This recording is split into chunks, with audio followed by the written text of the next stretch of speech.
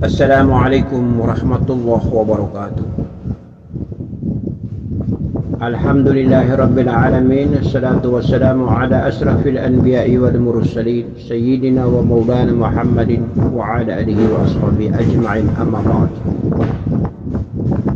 Seluruh keluarga besarku, ayahandaku, ibundaku, ananda-anandaku yang dicintai Allah subhanahu wa ta'ala. Al-Fatihatu Ummul Kitab, Al-Fatihatu Ummul Qura.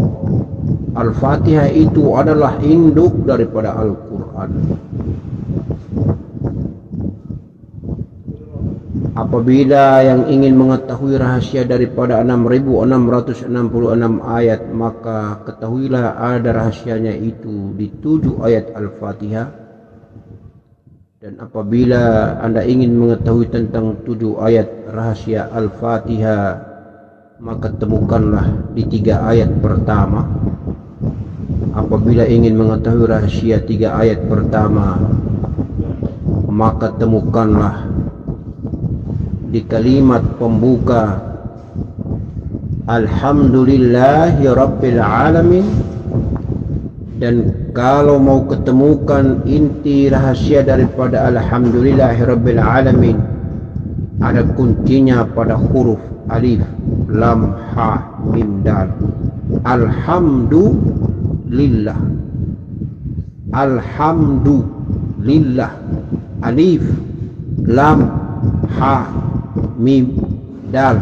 Alhamdulillah, segala puji Allah.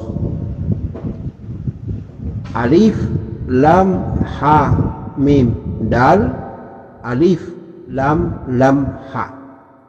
InsyaAllah, maka alif, lam, ha, mim, dal adalah merupakan kunci rahasia solat atau cahaya solat. Di zuhur cahaya alif, di asar cahaya lam, di maghrib cahaya ha, di isya cahaya mim, di subuh cahaya dal.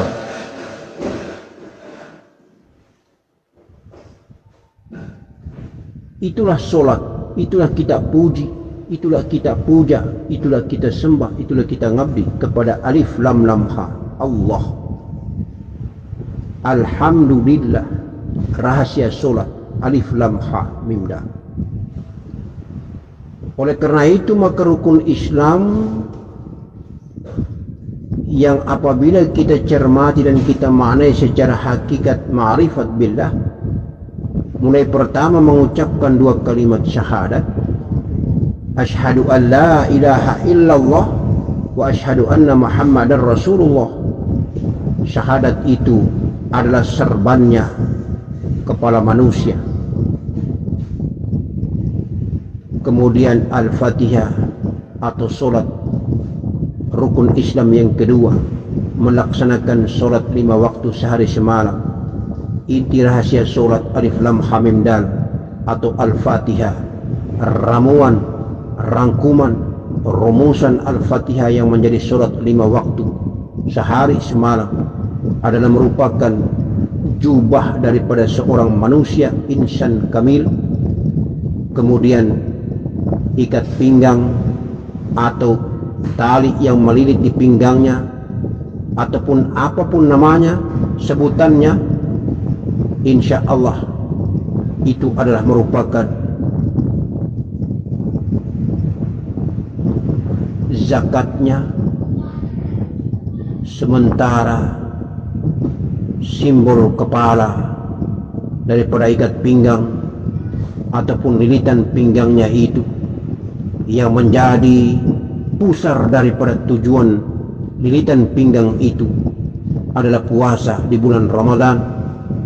Sementara kaki, celana ataupun penutup aurat kaki di bagian bawahnya adalah penyempurna rukun Islam 5 yang bernama menunaikan ibadah haji di tanah suci Makkahil Mukarram.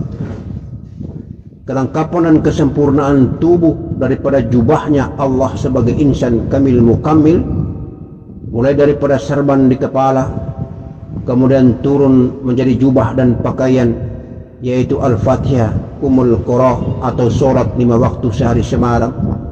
Kemudian lilitan ikat pinggang, itu adalah merupakan tali pinggang yang bernama zakat fitrah, sedekah infak, yang dimana kepala daripada zakat fitrah dan infak sedekah itu adalah puasa di bulan Ramadan. Kemudian celana atau penutup aurat di bagian bawah insya Allah adalah haji, menunaikan ibadah haji di tanah suci Makkahil Mukarram ala Allah.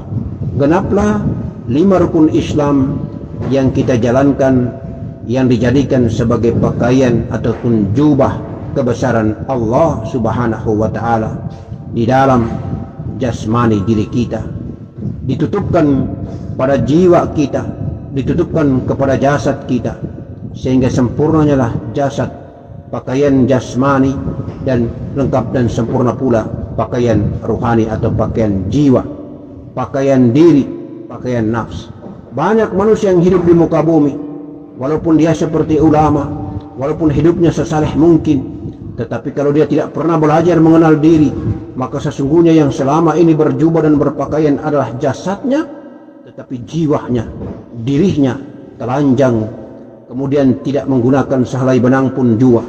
Oleh karena itu, janganlah sampai kita meninggalkan dunia nanti yang sesungguhnya berjalan menuju alam barzah ataupun alam kubur bukanlah jasmani, tetapi jiwa.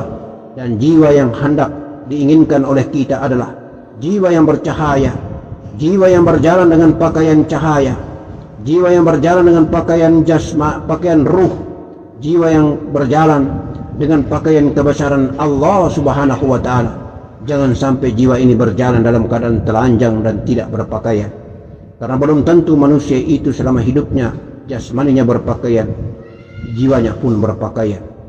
Sebagai bunda-bundaku yang dicintai Allah, jangan sampai jasmaninya itu berjilbab menutup aurat dari ujung rambut sampai ke ujung kaki, tetapi justru jiwanya belum menutup aurat dari ujung rambut sampai ke ujung kaki.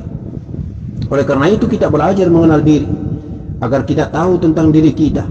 Sudah berpakaiankah diri kita? Sudah berpakaiankah nafs kita?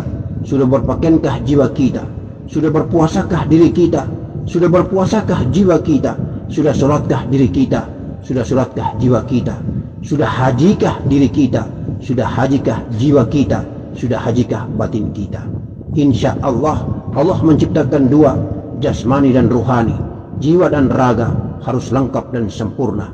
Jiwa sempurna, raga pun sempurna, jasmani sempurna, justru ruhani pun sempurna.